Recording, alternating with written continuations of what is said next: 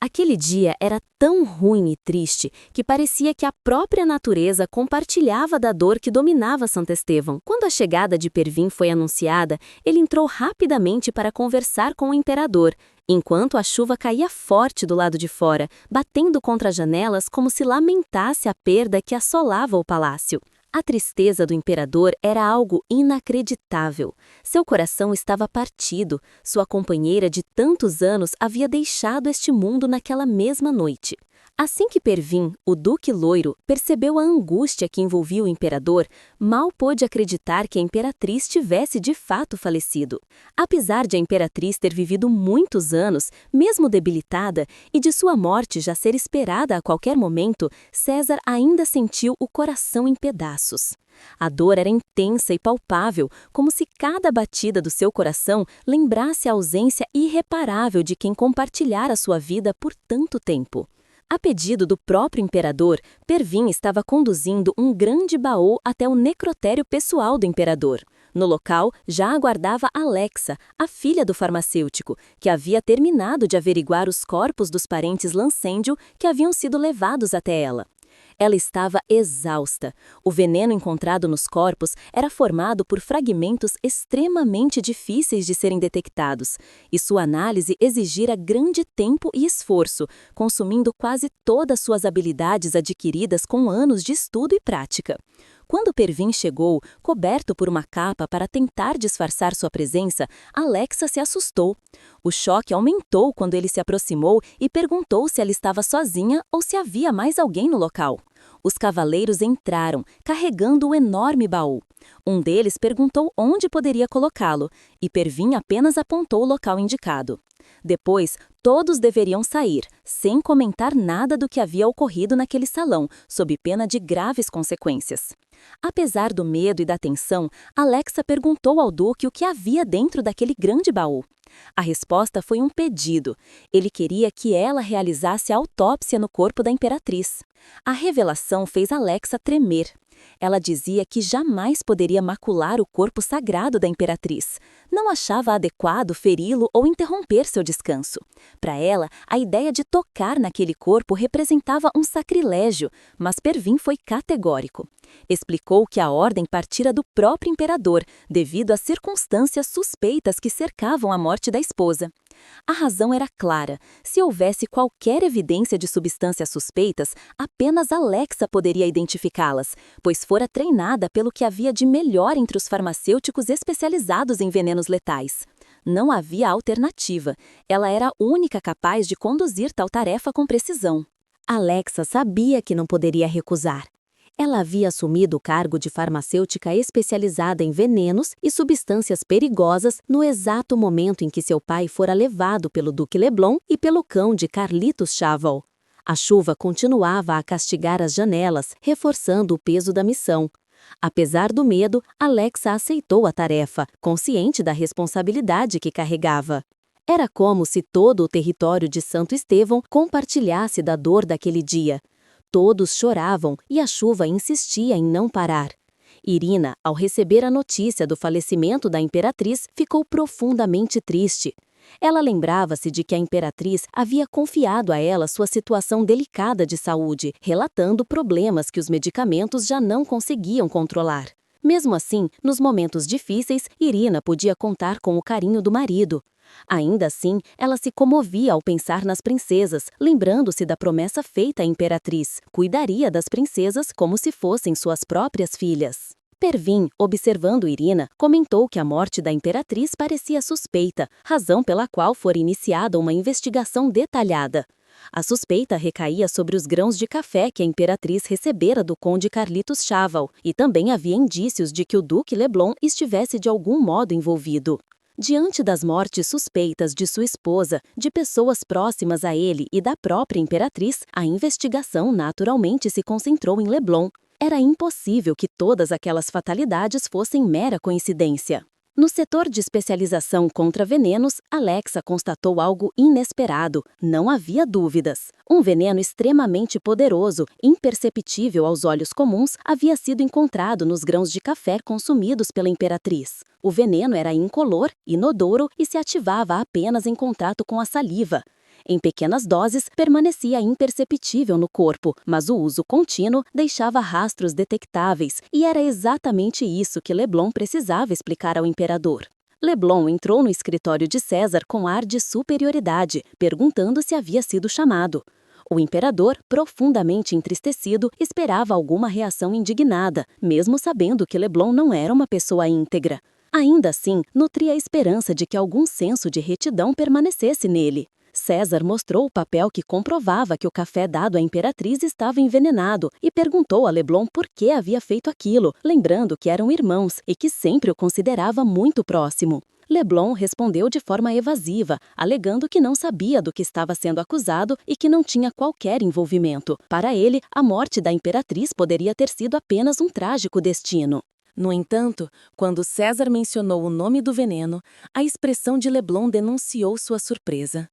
Ele fingiu desconhecer o veneno, mas César estava preparado para testar a verdade. Sem hesitar, abriu um frasco diante de Leblon e jogou seu conteúdo sobre o rosto do irmão. Leblon arregalou os olhos, caiu no chão e contorceu-se de dor, dizendo que não resistiria, pois havia sido envenenado. Em meio à dor, acabou revelando o nome vulgar do veneno, conhecido não entre especialistas, mas entre mercadores e contrabandistas. A confissão foi a gota d'água. Para César não havia mais dúvidas. Leblon havia envenenado a imperatriz. O imperador olhou para o irmão, incrédulo, incapaz de compreender como os acontecimentos poderiam ter chegado tão longe. O mesmo veneno já havia sido encontrado no conde Lancedil, na esposa Rosemary e na esposa de outro conde. Agora, todas as mortes estavam inequivocamente ligadas a Leblon, deixando claro que seu poder sobre a tragédia ia muito além do que qualquer um poderia imaginar. No entanto, não importava o que Leblon dissesse, ele estava se recuperando do susto de ter sido supostamente envenenado. À medida que recuperava o fôlego, seu semblante mudou para a raiva. Voltou-se para o irmão e disse com voz carregada de desprezo que jamais deveria ter testado seus limites. César, incrédulo, não conseguia acreditar no que estava ouvindo. Leblon, de forma quase arrogante, assumia a culpa, mas não por remorso ou arrependimento verdadeiro. Fazia tudo apenas porque sentira que não recebera a atenção que desejava.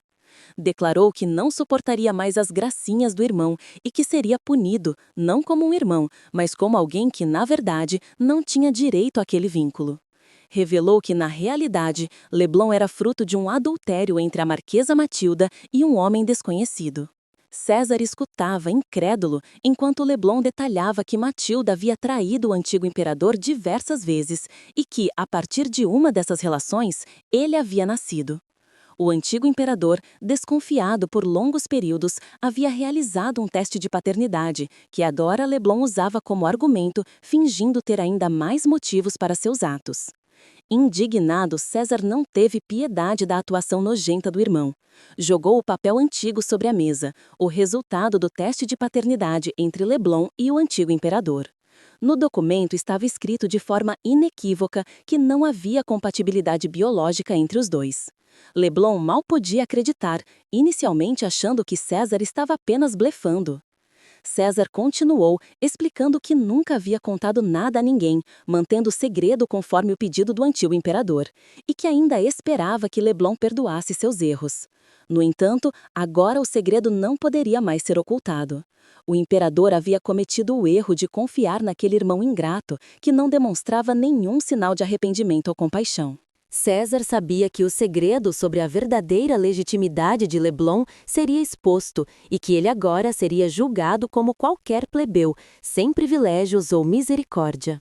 Percebendo que o irmão não poderia mais mudar de opinião, Leblon começou a se dirigir a César com um respeito fingido, chamando-o de Vossa Majestade. Momentaneamente fingia arrependimento, dizendo que não queria causar mal à imperatriz e implorava por piedade, afirmando que aceitaria qualquer tipo de castigo, contanto que a verdade sobre sua legitimidade permanecesse em segredo. César, mais uma vez mostrando sua ingenuidade, acreditou nas promessas vazias de Leblon. Estava disposto a manter aquele segredo apenas entre os dois, caso o irmão realmente aceitasse a punição. Prometeu, com a palavra firme, que jamais contaria a ninguém sobre a verdadeira origem de Leblon. Quando César estava prestes a chamar os guardas para levar Leblon, o duque, de forma inesperada, avançou na direção do imperador. Antes que César pudesse reagir, Leblon segurou-o pelo pescoço com força, imobilizando-o completamente. O imperador tentou resistir, mas não conseguiu se libertar da força descomunal do irmão. Enquanto mantinha César preso, Leblon abriu um frasco com a outra mão, revelando uma grande quantidade de veneno potente. Empurrou o líquido garganta abaixo do imperador, declarando friamente que César era ingênuo. Como apenas ele conhecia o segredo da própria legitimidade, César morreria junto com ele. Leblon afirmou que havia ido longe demais para simplesmente voltar atrás. O segredo da sua origem morreria com o imperador, assim como havia acontecido com o antigo imperador. César, incrédulo, não conseguia compreender a audácia do irmão. Leblon manteve a pressão até ter certeza de que César não teria mais condições de se salvar.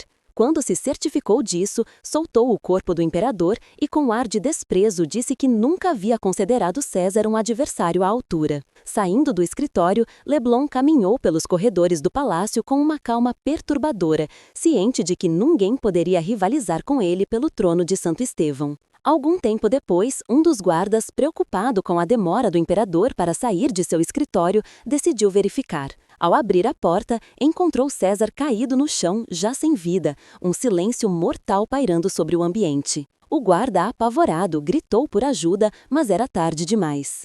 Enquanto isso, Leblon atravessava os portões do palácio, calmo e confiante, com a alma limpa, consciente de que seu plano havia sido executado com perfeição. A ambição e a astúcia dele eram inigualáveis, não havia ninguém capaz de enfrentá-lo ou disputar o trono de Santo Estevão naquele momento. Durante o funeral do imperador, Irina estava novamente devastada.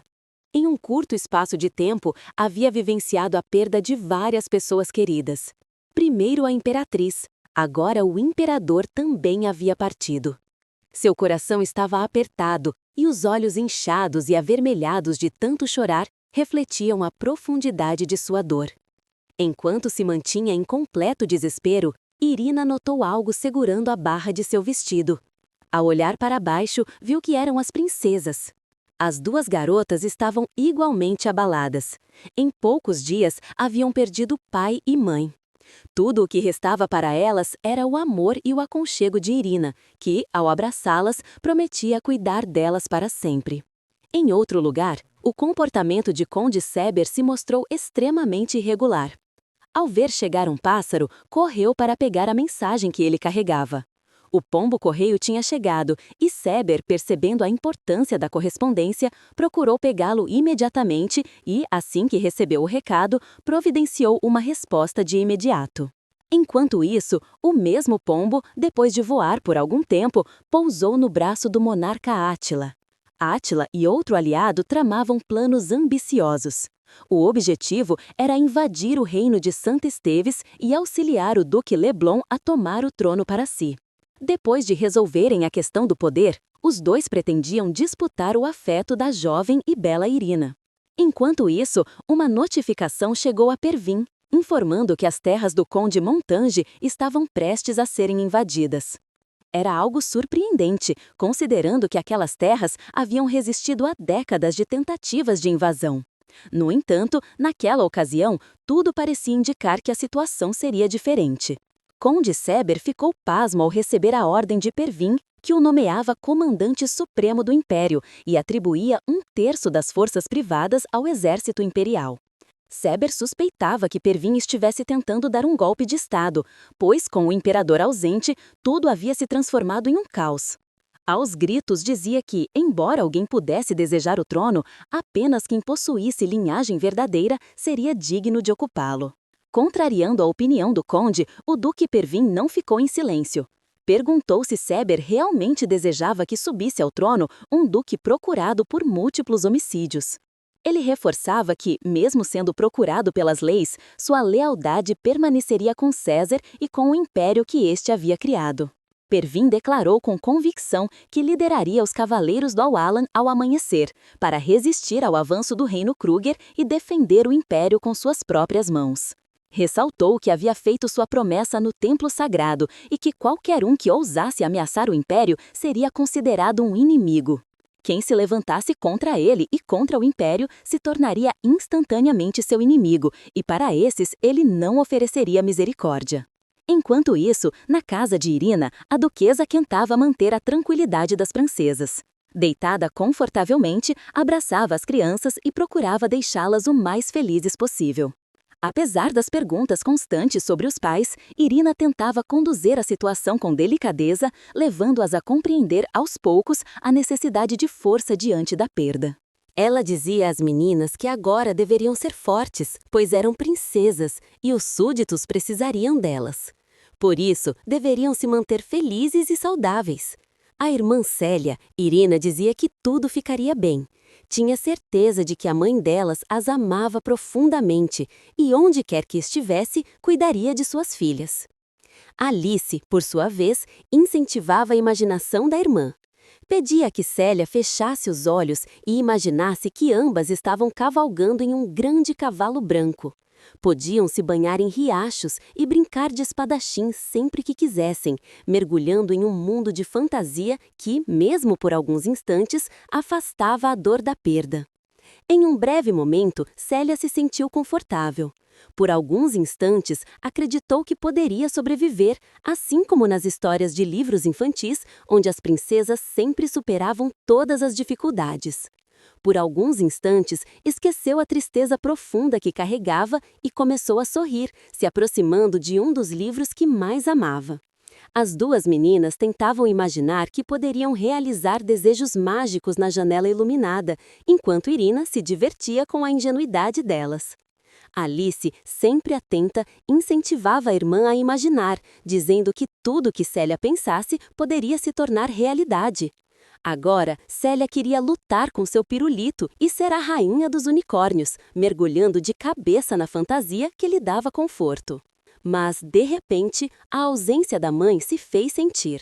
Célia percebeu que, por mais que brincassem juntas, algo essencial faltava naquele momento. A mãe não estava ali.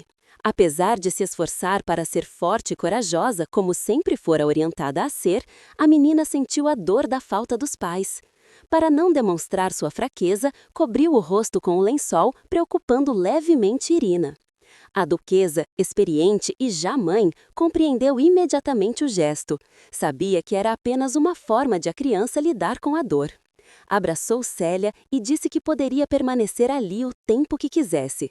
Afinal, agora ela não tinha apenas 2 crianças para cuidar, mas 4, que cresceriam juntas e se tornariam grandes soldados, mesmo que suas batalhas fossem imaginárias, contra unicórnios e com pirulitos como armas. Sentindo-se um pouco mais segura, Célia saiu debaixo da coberta e perguntou a Irina com olhos brilhantes se realmente ficariam para sempre com ela e nunca mais seriam deixadas sozinhas. Irina sorriu e garantiu que cuidaria delas para sempre. Quando a noite caiu, a lua brilhava firme no céu. Irina, já em seu aposento, conversava com o marido sobre o dia agitado que teve com as meninas e sobre os avanços que Pervin havia conseguido. Ela não podia acreditar no que ouvia. Leblon havia se aliado ao rei Átila. Surpresa, perguntou desde quando isso havia acontecido. O marido explicou que Átila havia visitado o condado como convidado durante o Festival da Colheita, e provavelmente foi nessa ocasião que tramaram o golpe. Ele relatou que já havia passado pelo condado de Montenge e estava seguindo com pressa para o Império, preocupado com a guerra. Embora a batalha contra Verma tivesse ocorrido não muito tempo atrás, ele não podia acreditar que teriam de enfrentar outra guerra tão cedo.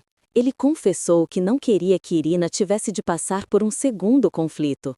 A primeira guerra já havia sido difícil, e a ideia de Leblon iniciar um novo confronto apenas para satisfazer sua ambição enquanto vendia o império era incompreensível. No entanto, ele pretendia escrever ao irmão para pedir apoio, na esperança de que as coisas pudessem ocorrer de maneira mais favorável. Antes, porém, deixou claro a Irina que ela era a única pessoa em quem confiava plenamente para cuidar da propriedade, mantendo tudo em ordem. Embora desejasse que ela protegesse a casa e as crianças, não queria sobrecarregá-la, consciente de tudo que já pesava sobre os ombros dela. Irina segurou a mão do marido com carinho e garantiu que faria o seu melhor. Prometeu proteger tudo, mesmo que custasse sua própria vida. Na manhã seguinte, a situação se tornava cada vez mais tensa. Pervin, ciente dos perigos, tomou precauções e reuniu seus cavaleiros. Deixou claro que, naquele dia, a paz das vidas diárias deveria ser deixada de lado. Com lâminas em mãos, eles seriam obrigados a proteger cada inocente do Império. Enquanto marchavam, Pervin incentivava os cavaleiros a não cederem ao medo. Mostrava sempre coragem, lembrando que deveriam retornar para suas famílias de cabeça erguida, sabendo que cumpriram seu dever pelo Império. Enquanto isso, Irina, Mariana e a senhora Tilly se despediam de Pervin, desejando que tudo desse certo. Durante a despedida, um dos gêmeos começou a tremer de medo. A mãe percebeu a mudança no bebê, olhou para ele e tentou acalmá-lo. Garantiu que, em breve, toda a família estaria unida novamente. Lembrou que ele tinha a obrigação de voltar para casa são e salvo, assim que deixasse o Império seguro. Olhando para Irina, Pervin pensava nos últimos 5 anos. Nunca imaginara voltar em segurança. Seu dever sempre fora com o Império e com o voto de proteger o educado. Mas agora, seu coração pertencia à sua família. Refletia sobre o passado, lembrando que não tinha uma família verdadeira para onde voltar e que talvez naquela época não estivesse realmente vivo. Com um passo para trás, abraçou Irina, tentando acalmá-la. Prometeu que retornaria aos braços dela, mesmo que fosse difícil. Pediu que ela se mantivesse firme, cuidando da casa, das crianças e das princesas. Reconhecia que, graças ao imenso amor que Irina oferecia, finalmente sabia o que era ser feliz de verdade e ter um lar cheio de afeto. Enquanto ele se preparava para partir, Irina se emocionou, mas tinha certeza de que Pervin voltaria. Prometeu, em silêncio, manter o coração e as esperanças aquecidas até o retorno dele. Com essas promessas firmes, Pervin se dirigiu ao campo de batalha, confiante de que a deusa da guerra lhes daria a vitória sobre os inimigos.